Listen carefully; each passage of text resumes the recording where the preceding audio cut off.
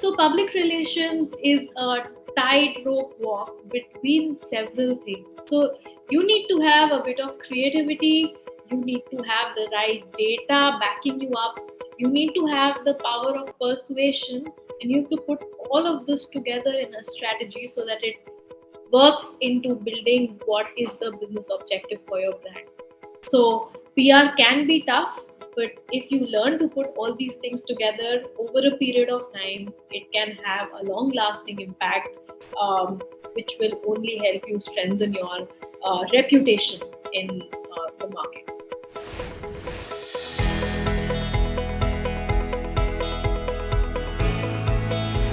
I've been a part of the PR industry for a long time, for almost a decade plus, and I started my career way back in 2012. And back then, I joined a PR agency straight out of my college, so it was a very exciting time for PR. I think we had a lot of new tools coming in. I could see that there was a transition from where we were, from like basic newspaper clippings, and every day you had to previously sit and cut out newspaper clippings to record what your clients needed, to transitioning towards, like getting everything online. The whole digital wave from a journalistic standpoint, I felt like that was the time when it really came up, when websites started putting up news. And from there on, I was working in India for about 3.5, 4 years. And then I decided that I want to look out and see what else is there from a PR perspective in new regions and new countries. So I moved to the Middle East, and I was a part of the PR fraternity there in the Middle East for about 4 years. And my journey was about not only servicing a specific country or a city, but you had a more regional outlook. So it was a hub and spoke model wherein I was based out of Dubai, and I would look at about 9 to 10 countries for every client that I was servicing. Post that, I came back to India, and then the next thing is like, okay, what's next? And that's when I decided that, okay, I need to go and see what's on the client side. And luckily enough, I've been a part of a great organization where I've been for the past 3 years, and um, it's all about technology and generative AI. So now I'm on the B2B SaaS comp side.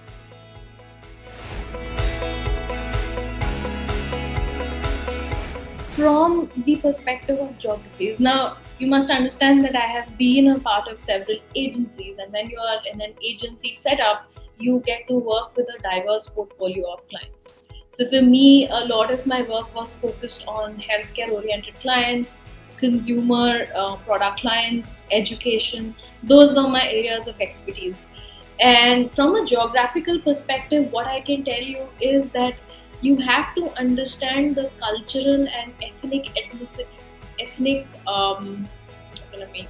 just say that again. That from a geographical perspective, the difference is not so much in the volume of the work, but understanding what are those specific cultural intricacies that you need to be mindful of when you are communicating with your target audience.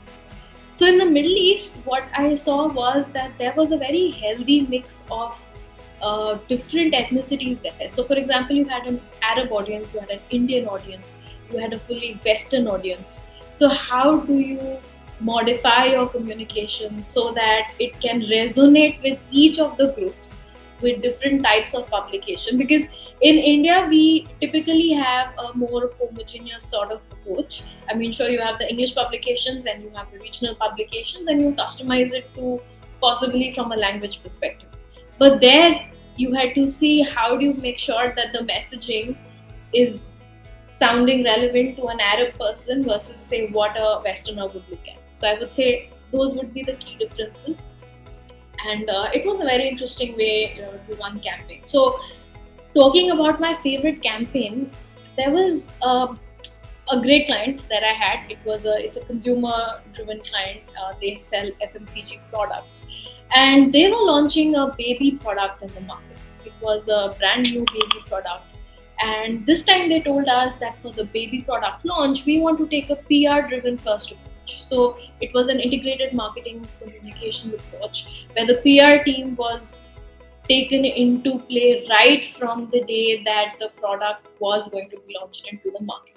So it wasn't like, oh, you go the advertising route, we'll take the word of mouth route, we'll take the credible route. We want to see how can we impact audiences from the ground up. So the challenge here was to figure out how will we do this launch. So even if you wanted to get an influencer on board, if you wanted to get say a lay person on board or a celebrity on board, how do you make sure that you have the right people so that they can all resonate with different types of audiences? So getting that one Arab mom or getting that one popular Instagram influencer who possibly appeal to a Western audience, or getting an Indian mom, who's dealing with making decisions on a day-to-day basis on what products are best for my child, what are the price points.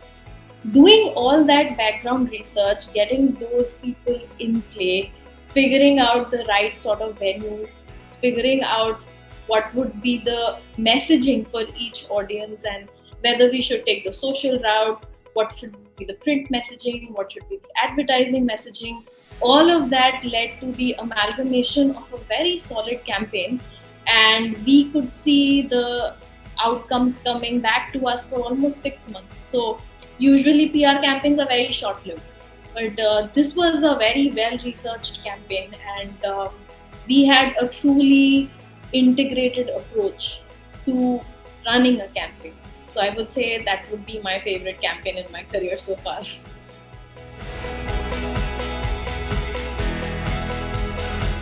So luckily enough, very early on in my career, in fact from the day I started working, data insights has played a very big role in the way we communicate, in the way we draft content, in the way we approach building a basic pitch note.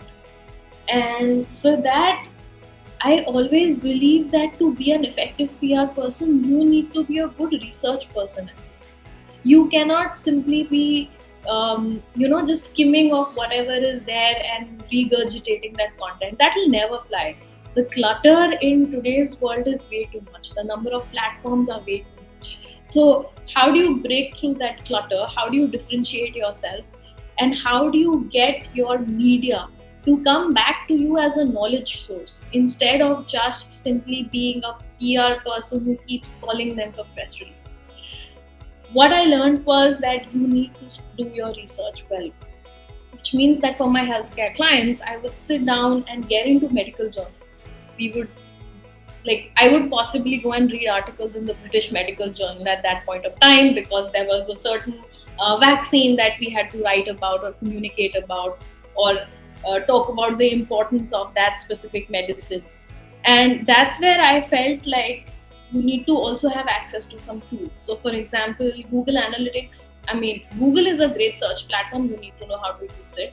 Then I've used tools like Factiva. They have a huge chunk of information and knowledge just sitting out there, and if you have access to those sort of tools, it makes a big difference. The third thing is social listening, because everything that we have nowadays is being discussed online.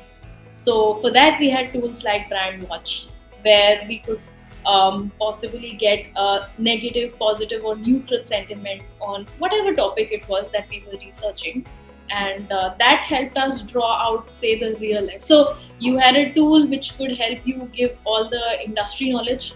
You had a tool that could give you like a real life sentiment, and then on top of that, you also have to have the right perspective on your media. So if you are approaching a certain journalist or a certain set of journalists, you need to do your research on what are they writing about, what are their areas of interest, and whether your pitch note will be relevant to them. And using that, I could actually crack a lot of edit pieces back then. It was a big deal to come and get featured, say, in the edit page of Times of India. And that only happened when you had your research in place. It just did it. Otherwise, you wouldn't even get a response back to your pitch note.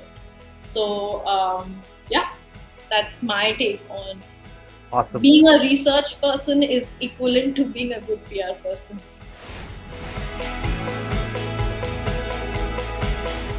Frankly, the hardest thing in the profession is always to convince your external stakeholders to support you in your advocacy and comms efforts.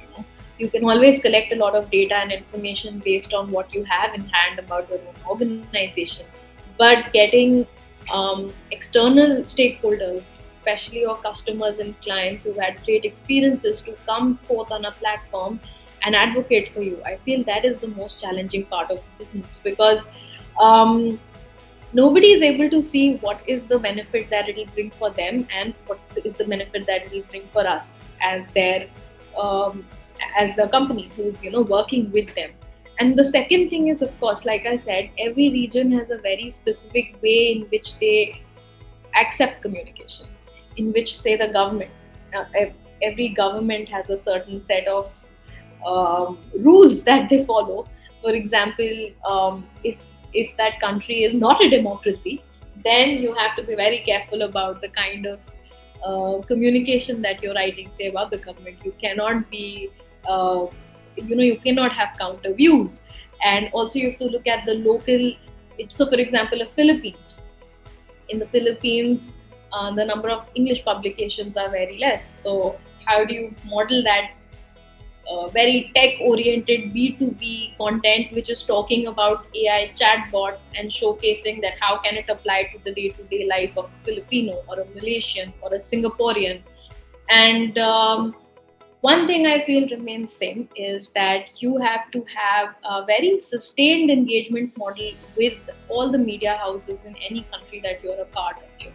It can never be a one-time solution.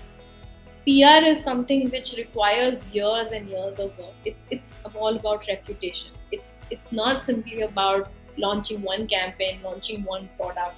It's about how your organization is perceived in a country, how are they coming back to you as a credible source of information, and how they see you as partners.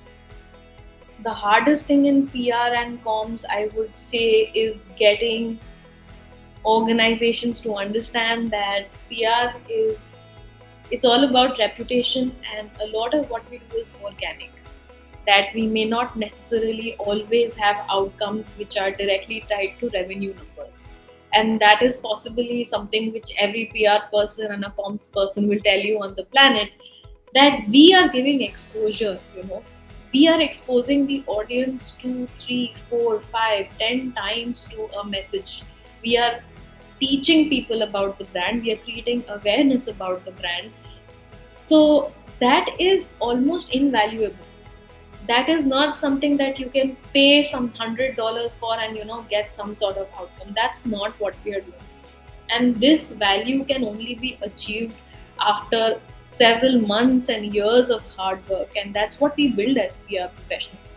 Every organization does need PR. You will not see a single organization who does not have PR. Even what we do on social media today is all about engagement and PR. It's just a different platform to do the exact same thing. Earlier these platforms didn't exist, today they do. So the hardest part is to showcase to people that what we are doing has a much larger impact than what you could do on a short term basis.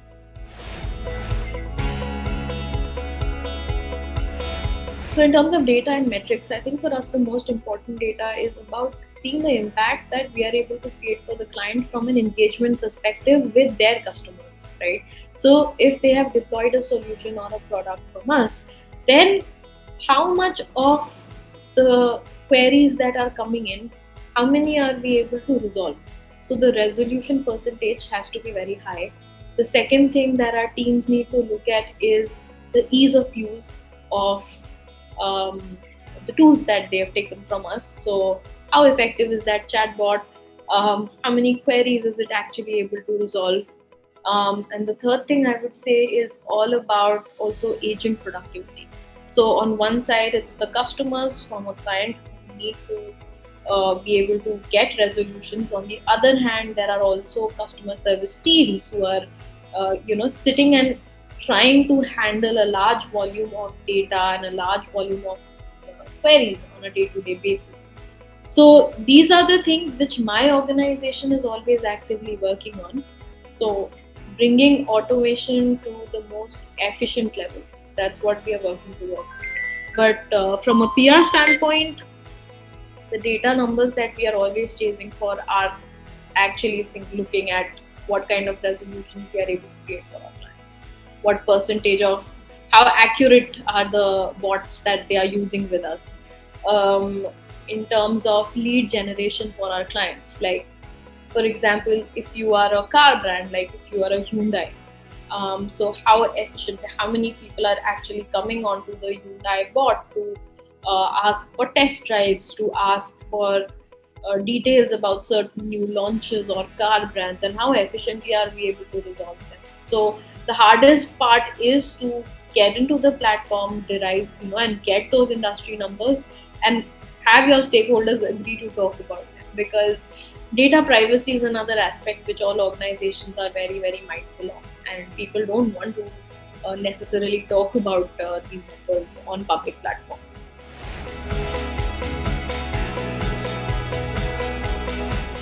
Yeah, so for every geography, we know the limitations, we know the positives, we know the size of the countries. So, keeping all those things in mind, we also draw out targets based on inputs from our agency. So, for example, in India, we would possibly have a higher target than, say, what we would have for a Singapore, because of the number of publications that are present there. We are largely English oriented because the content is technical, and from a local perspective, you may not even have the right target audience. So, the metrics that we look at is, of course, in each country, one would be the kind of publications that we are targeting, whether they are tech, whether they are trade, whether they are mainlines, whether they are influencer driven online portals. And then, of course, the last portion is how it flows into social media in terms of engagement. And for each country, we see, of course, numbers on how many news stories are we able to drive, but also thought leadership. Now, numbers may not always mean that you are getting the right message across. So, getting the key messages and our positioning statements about Yellow.ai in the right perspective.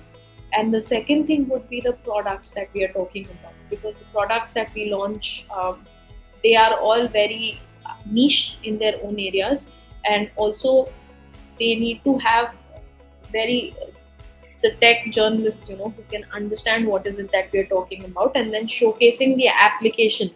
So if we are talking to North America, then it's important that we get a North American client on board to kind of give us support and advocate for those tools that we are working on. So for every country, the metrics actually differ very much. We could also talk about, say, running individual projects. So we don't necessarily run 360-degree PR all the time in every region. In India and Southeast Asia, we do. Wow. In North America and the Middle East, we do it on a case by case basis, because, say, the markets are not as big, or we are still working on building our presence in those markets. So, in general, I would say that the volume game is coming from Southeast Asia and India. Wow. Interestingly, I will tell you, if we do a press release across the world, we practically are sitting on that press release for 24 hours, because we have to time it. When is the sun rising in which part of the world? And even if we are working with somebody like a Cision to do the press release, we are timing the press releases hour by hour. Now where do we go? Now where do we go? Now where do we go? So it's pretty interesting when you have one of those launches, the entire team, the brand, marketing, customer, product, everybody's sitting 24 hours, to make sure that it goes just right in each market. So it's challenging, but also very exciting. The learning has been brilliant.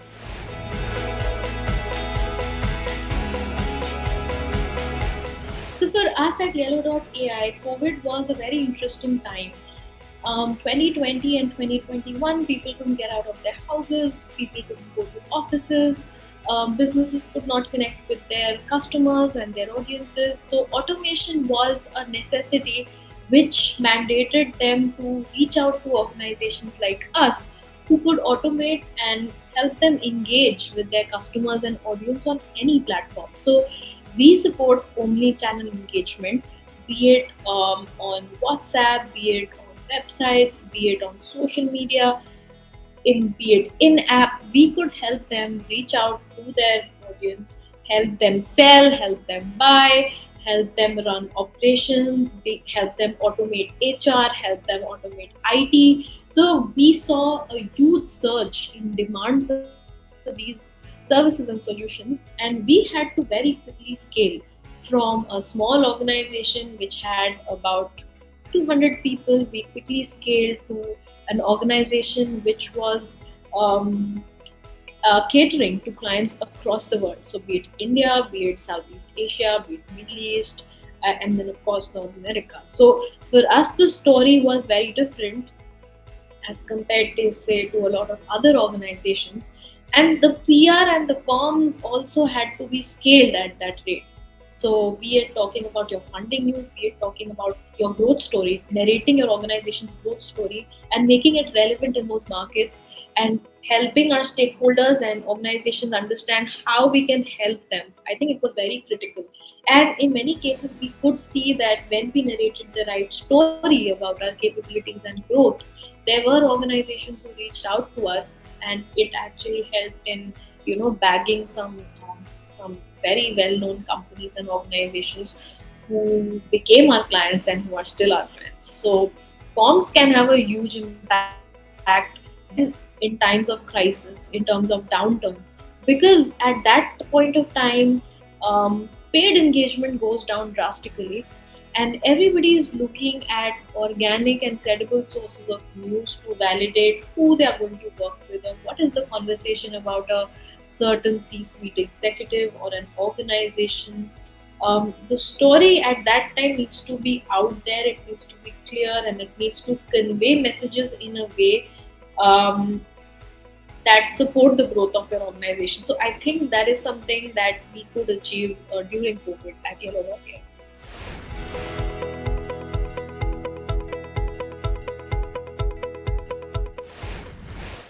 The US downturn is impacting practically all organizations, especially the tech focused SaaS businesses.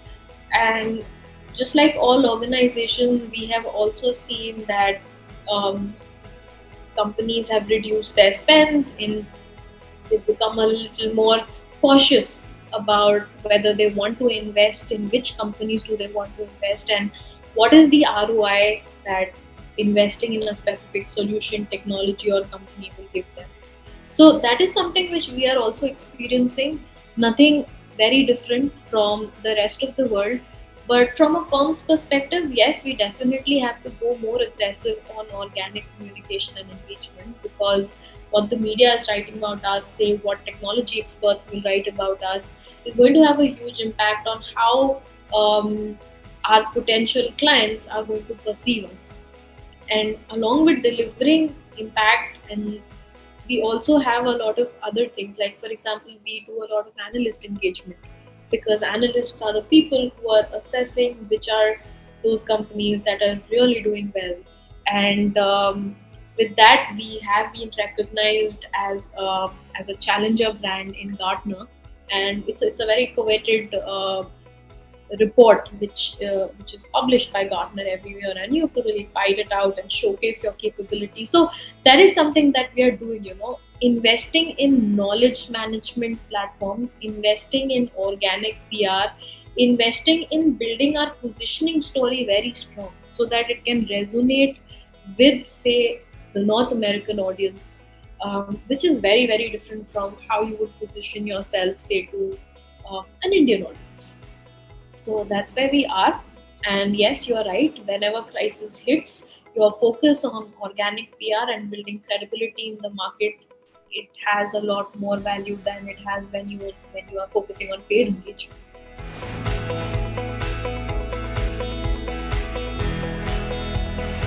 So crisis situations, I think you always need to make sure that you have your ear to the ground, and that you are very familiar with the realities of what the conversations are like in the market, which are the conversations which you should be participating, and which are the conversations which could potentially not be the ones that could benefit your organization as a whole. So having media intelligence in place and making sure that you are constantly in communication with, one, your customers, because they are the ones who are actually using your expertise and technology. What are they saying about your technology and product? Two is what is the market perception from a media perspective. So talking to the media and journalists on how they perceive their brand and how interested are they in writing about you. And the third thing is um, making sure that you can be a part of insightful data and trends, and you could be a leader in creating those conversations on a sustained basis. So, for example, if you are say going through the holiday season during COVID, you could have a report, and we did this report talking about what kind of shopping behavior we saw from say customers traditionally who would shop offline. Now we are all shopping online.